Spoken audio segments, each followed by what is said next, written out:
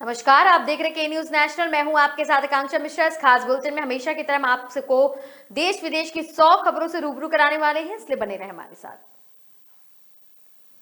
कई दिनों की तनातनी के बाद नवजोत सिंह सिद्धू ने पंजाब कांग्रेस के अध्यक्ष पद से इस्तीफा वापस ले लिया है। उन्होंने शुक्रवार को दिल्ली में राहुल गांधी से मुलाकात की।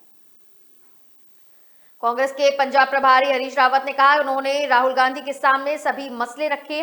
उसने कहा कि उनकी सभी बातों का ध्यान रखा जाएगा।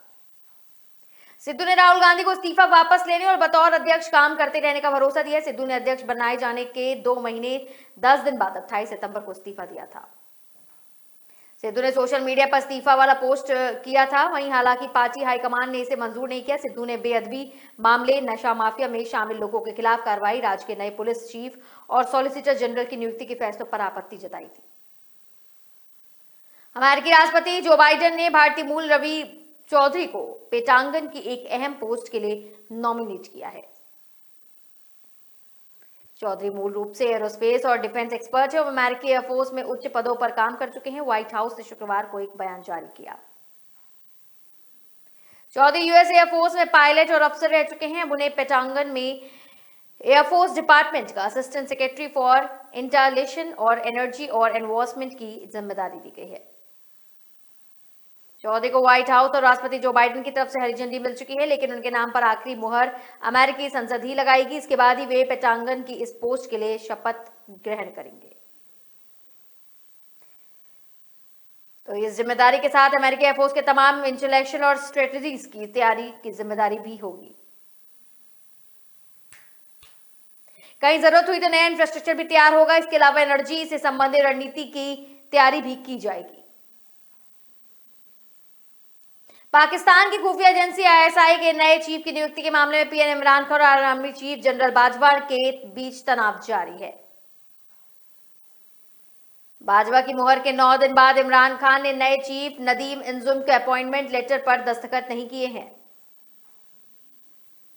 अब पाकिस्तानी मीडिया के कुछ हलकों में दावा किया जा रहा है कि अगर इमरान ने आर्मी चीफ से जोर आजमाइश बंद नहीं की तो बहुत जल्द पाकिस्तान को शाह महमूद कुरैशी के तौर पर नया प्रधानमंत्री मिल सकता है।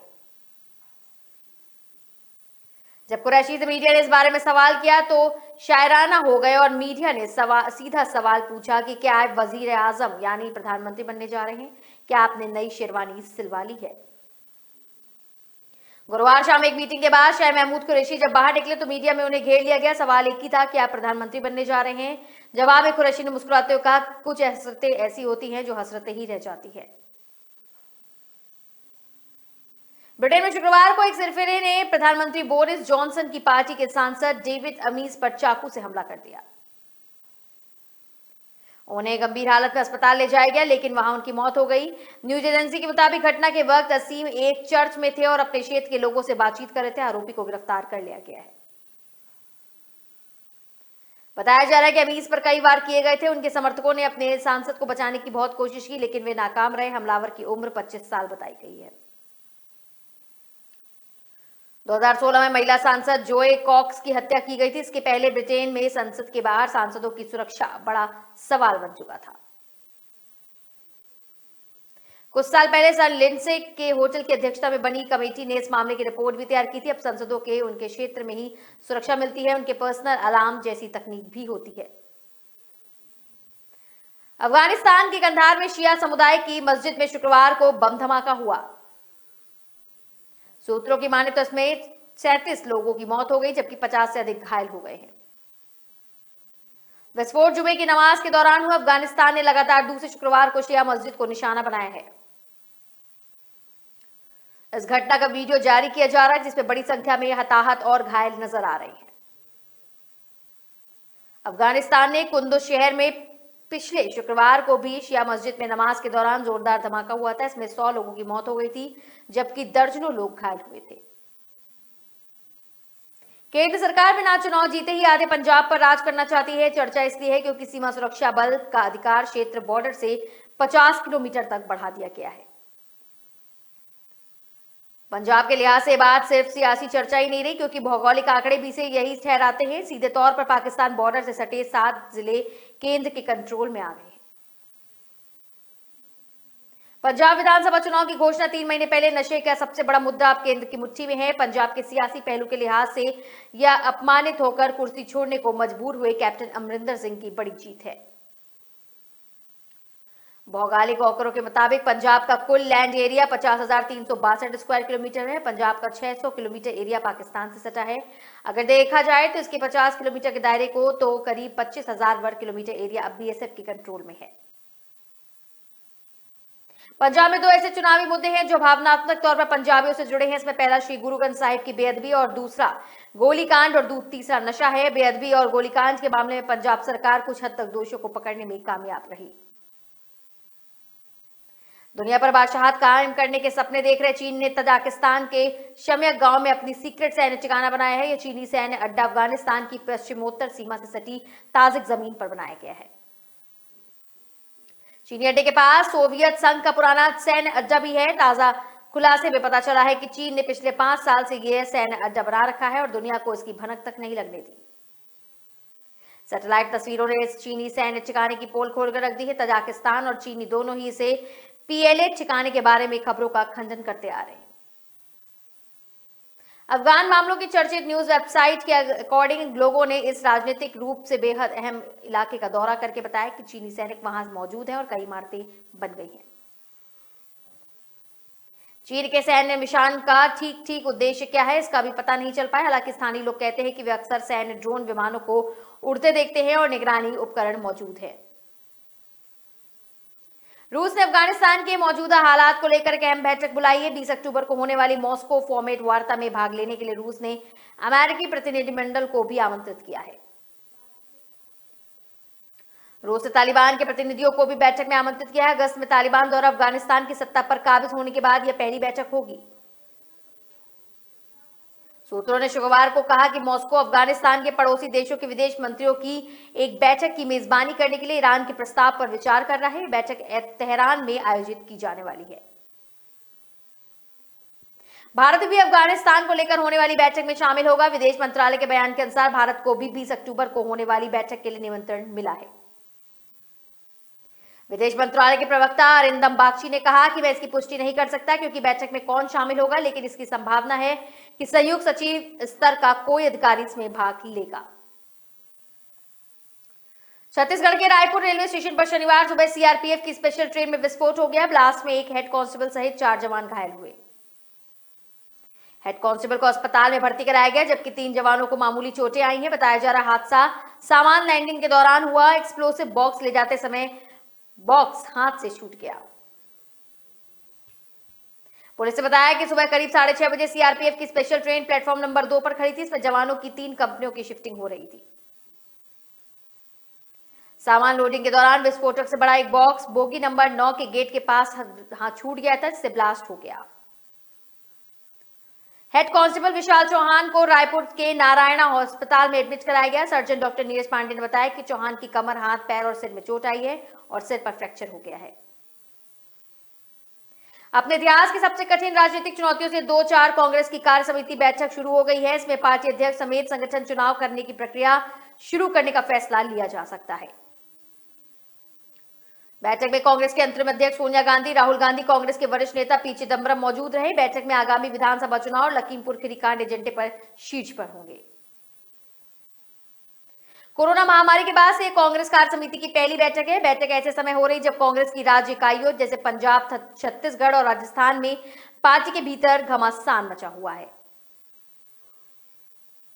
राज्यसभा में विपक्ष के नाम पूर्व नेता गुलाम नबी आजाद ने भी कांग्रेस अध्यक्ष सोनिया गांधी को पत्र लिखकर जल्द ही सीडब्ल्यूसी की बैठक बुलाने को कहा था।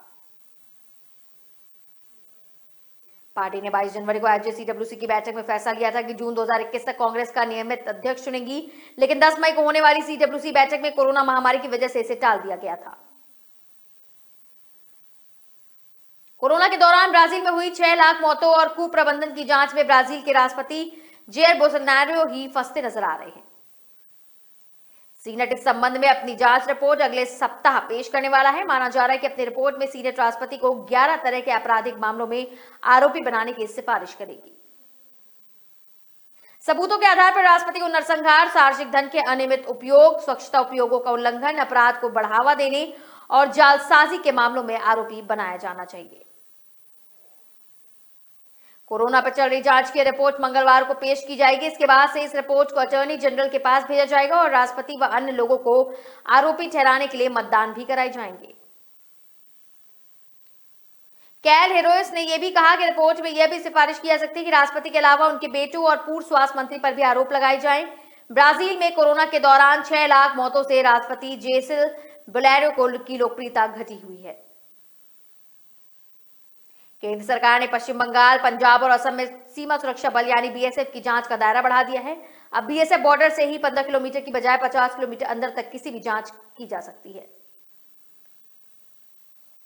पश्चिम बंगाल की ममता सरकार इस बदलाव के बाद विरोध में उतर आई है। दरअसल बंगाल 2216 किलोमीटर की इंटरनेशनल बॉर्डर बांग्लादेश के साथ साझा करता है। कोलकाता से करीब 70 किलोमीटर की दूरी पर बशीरहाट है और यही बांग्लादेश बॉर्डर लगती है। यहीं 50 किलोमीटर के नियम के हिसाब से अब बीएसएफ कोलकाता के मुहाने तक कार्रवाई कर सकती है। जिन 9 जिलों तक बीएसएफ को कार्रवाई का अधिकार मिला है, वहां विधानसभा की 148 और लोकसभा की 23 सीटें आ रही हैं। मतलब 295 सदस्यों वाली विधानसभा में से आधी सीटें इन्हीं जिलों में आ रही हैं। वहीं लोकसभा की भी आधी सीटें नए बदलाव के दायरे में है। इसी कारण टीएमसी इसका जमकर विरोध कर रही है। उसे लगता है कि केंद्र के इशारे पर बीएसएफ कार्रवाई करेगी और उसे पुलिस के अधिकार कम होंगे। जम्मू कश्मीर में अचानक आम नागरिकों को, खासतौर से कश्मीरी पंडितों के खिलाफ आतंकी हमले बढ़ने के साथ पाकिस्तानी खुफिया एजेंसियों का हाथ बताया जा रहा है। आईएसआई ने मीटिंग में आतंकी संगठनों के आकाओं को 200 लोगों की एक लिस्ट भी सौंपी है। इसमें सुरक्षा बलों और पुलिस के साथ काम करे कश्मीरी सरकारी कर्मचारी, भाजपा और आरएसएस से गैर जुड़े कश्मीरियों के नाम शामिल है। एक रिपोर्ट के मुताबिक आईएसआई ने 21 सितंबर को पाकिस्तानी कब्जे वाले कश्मीरों के मुजफ्फराबाद में आतंकी संगठनों के प्रमुखों की बैठक की थी। इसमें से उन्हें कहा गया था कि वे कश्मीर में शांति और खौफ का माहौल तैयार करें। खासतौर पर कश्मीरी पंडितों को निशाना बनाने का निर्देश दिया गया है ताकि एक बार फिर घाटी से अल्पसंख्यक हिंदू आबादी का पलायन हो सके और 1990 जैसा खौफ का माहौल कायम हो सके। अलर्ट में कहा गया है कि आईएसआई और आतंकी संगठन अपनी साजिश के लिए भारतीय सुरक्षा बलों के निशाने पर पहले से मौजूद सक्रिय आतंकियों का इस्तेमाल नहीं कर रहे हैं। रूस के रक्षा मंत्रालय ने शुक्रवार को आरोप लगाते हुए कहा कि हमने शुक्रवार को एक अमेरिकी नौसेना के युद्धोत्पात को अब उसके क्षेत्र जल में घुसपैठ करने से रोका। रूस ने कहा अमेरिकी नौसेना ने युद्धपात के दौरान जापान सागर के उसके जल क्षेत्र में घुसपैठ करने का प्रयास किया। मंत्रालय ने इस घटना के बाद कहा कि अमेरिकी नौसेना को रूसी जल क्षेत्र में वापस जाने को बार बार चेतावनी दी गई। इसे नजरअंदाज करने के चलते रूसी युद्धपात को अमेरिकी युद्धपात का पीछा करना पड़ा। रूसी मंत्रालय ने आरोप लगाते हुए कहा कि अमेरिका युद्धपात चेतावनी के बाद भी नहीं हटा क्योंकि उस समय वह अपने डेक के साथ हेलीकॉप्टर लॉन्च करने की तैयारी कर रहा था। रूस ने कहा कि इस तरह की गतिविधि के दौरान युद्धपात की गति में किसी भी कीमत पर बदलाव नहीं किया जा सकता, लेकिन जब हमने अपने युद्धपात से खदेड़ा तो इसे काम में विफलता मिली और वापस लौट आए। महाराष्ट्र के सीएम उद्धव ठाकरे ने शुक्रवार को वार्षिक दशहरा रैली में भारतीय जनता पार्टी और केंद्र सरकार पर जमकर निशाना साधा। शिव सैनिकों को संबोधित करते ठाकरे ने कहा कि उनके भाजपा के लिए सत्ता की भूख नशे की लत जैसी है। हिंदुत्व को बाहर वालों से नहीं बल्कि नव हिंदूवादियों से खतरा है। उद्धव ने कहा भाजपा को वार करना तो सामने से करे, भाजपा महाराष्ट्र पर ठुकराए प्रेमी की तरह व्यवहार कर रही। उद्धव ने आगे कहा कि हम आपकी पालकी नहीं ढोएंगे, हम उसके लिए पैदा नहीं हुए। सीएम उद्धव ने प्रधानमंत्री मोदी पर हमला करते हुए तंज कर भरे अंदाज में कहा कि मैं फकीर नहीं हूं जो झोला उठाकर चल दूंगा। उन्होंने कहा पहले मुझे नींद नहीं आती थी, दरवाजे पर चकचकी होती थी तो रोंगटे खड़े हो जाते थे, फिर मैं भाजपा में चला गया और अब मैं कुंभकर्ण जैसा सोता हूं। पाकिस्तान की खुफिया एजेंसी आईएसआई के नए चीफ की नियुक्ति के मामले में पीएम इमरान खान और आर्मी चीफ जनरल बाजवा के बीच तनातनी का माहौल जारी। अब पाकिस्तान मीडिया के कुछ हलकों में दावा किया गया है कि अगर इमरान ने आर्मी चीफ से जोर आजमाइश की तो पाकिस्तान को नया प्रधानमंत्री मिल सकता है। गुरुवार शाम एक मीटिंग के बाद शाह महमूद कुरैशी जब बाहर निकले तो मीडिया ने उनको घेर लिया और सवाल किया कि क्या आप नए प्रधानमंत्री बनने जा रहे हैं। एक बार फिर जब उनसे सवाल जवाब किया गया तो कुरैशी ने कहा कुछ ख्वाहिशें ऐसी होती हैं कि हर ख्वाहिशों पर दम निकले। इस पर मीडिया ने फिर पूछा कि अब भी आप इमरान के साथ हैं। इस पर जवाब देने के बजाय कुरैशी तेज कदमों से चल दिए। फिर किसी ने पूछ लिया कि हमने सुना है कि आपने नई शेरवानी सिलवा दी है। कुरैशी ने पलट कर देखा, मुस्कुराए और फिर आगे चल दिए। भारत 116 देशों के ग्लोबल इंडेक्स में 101वें स्थान पर खिसक गया है। पिछले साल यानी 2020 में भारत 107 देशों के 94वें स्थान पर था। इस इंडेक्स में भारत अपने पड़ोसी देश पाकिस्तान, बांग्लादेश और नेपाल से भी पीछे है। रिपोर्ट में है कि भारत में लोग कोविड-19 के चलते नई पाबंदियों से बुरी तरह प्रभावित हैं। आयरिश सूत्रों और German organisation Welthungerhilfe की संयुक्त रूप से तैयारी की गई है। रिपोर्ट में भारत में भुखमरी के स्तर को चिंताजनक बताया गया। रिपोर्ट के अनुसार पड़ोसी देश नेपाल, बांग्लादेश, म्यांमार, पाकिस्तान और अल्मानी हंगर कैटेगरी में शामिल हैं। चीन, ब्राजील, कुवैत सहित 18 देशों ने टॉप रैंकिंग हासिल की है। इनका जीएचआई स्कोर 5 से कम है और भारत का जीएचआई स्कोर 27.5 है। जीएचआई स्कोर का कैलकुलेशन 4 इंडिकेटर्स पर किया जाता है: undernourishment, child wasting, child stunting और child maternity. GHI CVLT scale पर 9.9 से कम या बराबर के स्कोर को मान लिया जाता है और इसी तरीके से ये स्कोर लगातार बढ़ते जाते हैं और अपने आप में घट भी सकते हैं। भारतीय कृषि अनुसंधान संस्थान के आंकड़ों के मुताबिक पड़ोसी राज्यों ने रोक के बाद बड़ी संख्या में खेतों में पराली को जलाना शुरू कर दिया है। ये संख्या पिछले साल से कम, फिर भी दिल्ली में गुरुवार को एयर क्वालिटी इंडेक्स मध्यम श्रेणी में और शुक्रवार को एयर क्वालिटी इंडेक्स खराब श्रेणी में दर्ज हुआ। पराली जलाने के अगले 2 दिन बाद दिल्ली में बहुत खराब श्रेणी में पहुंचने की संभावना बन गई है। अगले 2 दिन बाद दिल्ली में सांस लेना मुश्किल हो सकता है। सीपीबीसी के अनुसार शुक्रवार को एनसीआर नोएडा में 219, डीसीपीबी में पड़पड़गंज में 227 और जिसके बाद अनुसार हवा की गुणवत्ता खराब हो गई है। आरएआई के अनुसार गुरुवार को दिल्ली के पड़ोसी राज्य पंजाब, हरियाणा, उत्तर प्रदेश, राजस्थान, मध्य प्रदेश में पराली जलाने की 407 घटनाएं दर्ज हुई। इनमें से 229 मामले अकेले पंजाब से हैं। एआरआई के आंकड़ों के अनुसार हरियाणा में 14 अक्टूबर को पराली जलाने के 98 और उत्तर प्रदेश में 68 घटनाएं दर्ज हुई हैं, जबकि एक दिन में इन 5 राज्यों में 272 पराली जलाने की घटनाएं सामने आई। पेट्रोल डीजल की कीमतों में लगातार इजाफा हो रहा है। सरकारी तेल कंपनियों ने आज यानी शनिवार को लगातार दूसरे दिन इनके दामों में बढ़ोतरी की। दिल्ली में पेट्रोल डीजल की कीमतों में 35 पैसे प्रति लीटर की बढ़ोतरी हुई है। पेट्रोल डीजल की कीमतें बढ़ने के बाद दिल्ली में पेट्रोल 105 रुपए 94 पैसे और डीजल 94 रुपए 22 पैसे के दर से बिक रहा है। इस महीने 16 दिनों में पेट्रोल डीजल 13 बार महंगा हो चुका है। इसमें राजधानी दिल्ली में पेट्रोल 3 रुपए 85 पैसे और डीजल 4 रुपए 35 पैसे महंगा हो चुका है। वहीं 2021 की बात करें तो इस साल 1 जनवरी को पेट्रोल 43 रुपए 96 पैसे और डीजल 74 रुपए 12 पैसे के दर से बिक रहा था। अंतर्राष्ट्रीय स्तर पर कच्चे तेल के दाम लगातार बढ़ रहे हैं। ब्रेंट क्रूज का भाव $84 प्रति बैरल के पास पहुंच गया। इससे पहले 2018 में कच्चा तेल $44 के पास था। टीम इंडिया के पूर्व दिग्गज खिलाड़ी राहुल द्रविड़ अब भारतीय क्रिकेट टीम के कोच होंगे। T20 कप के बाद वो टीम के साथ जुड़ेंगे। एक रिपोर्ट के मुताबिक आईपीएल फाइनल के दौरान द्रविड़ कोच बनने के लिए सहमत हुए हैं। दुबई में बीसीसीआई अध्यक्ष सौरव गांगुली और सचिव जय शाह ने द्रविड़ के साथ बैठक की और उन्हें T20 विश्व कप के बाद टीम के साथ जुड़ने को कहा। द्रविड़ 2023 वर्ल्ड कप तक टीम के कोच बने रहेंगे और आपके उनका कार्यकाल भी 2030 के वर्ल्ड कप तक ही होगा। द्रविड़ भी नेशनल क्रिकेट अकादमी के अध्यक्ष हैं। शनिवार रात आईपीएल फाइनल के दौरान बीसीसीआई अधिकारी ने एक रिपोर्ट बताया कि राहुल द्रविड़ भारतीय टीम के हेड कोच बनेंगे। वो जल्द ही एनसीए चीफ पद से इस्तीफा देंगे। गेंदबाजी कोच के तौर पर द्रविड़ के कई सालों के साथ काम कर रहे मेहंबरे को नियुक्त किया गया है। वह भरत अरुण की जगह टीम का हिस्सा बनेंगे। फील्डिंग कोच आर श्रीधर के रिप्लेसमेंट पर कोई फैसला अभी तक नहीं आया। तो फिलहाल टॉप 100 की खबरों में अभी के लिए सिर्फ इतना ही। तमाम खबरों के लिए आप बने रहे के न्यूज नेशनल के साथ।